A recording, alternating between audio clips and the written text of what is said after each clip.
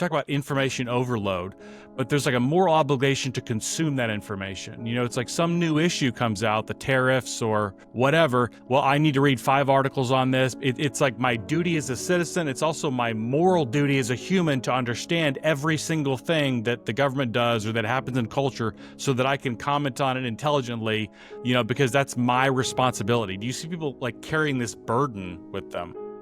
Yeah, I can understand that. I mean, when I work with people with obsessive compulsive disorder, though, they would often have really quite strong responsibility beliefs. So, you would believe that you might cause harm. And I wonder whether it's linked with that sense of fearing that you're going to cause harm unless you take responsibility for this. And therefore you have to consume all of this to make sure that you are up to date and that you don't inadvertently cause something bad to happen to somebody else. I wonder whether it is linked with that in some way. Yeah, that's very interesting. So what year did you get licensed? It was 2001. 2001, okay. 2001, yeah.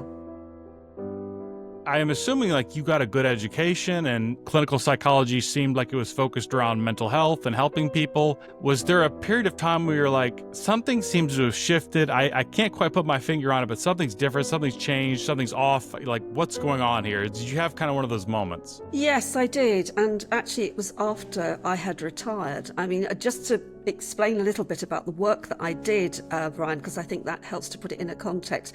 I worked in a London teaching hospital, and I worked with people with HIV, with cancer, with chronic pain. So, we're actually talking about people who are really quite sick, and some of them would have terminal illness, so you're working with palliative care.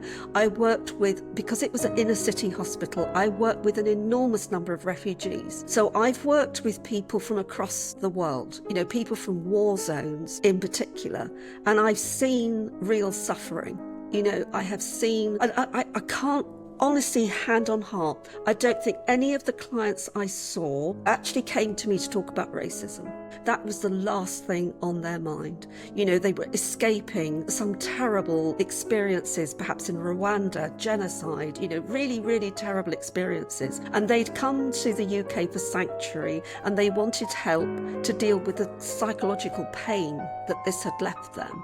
Okay, so having seen that and witnessed that, how extraordinarily, these people are full of grief and full of sadness and full of pain, physical and psychological.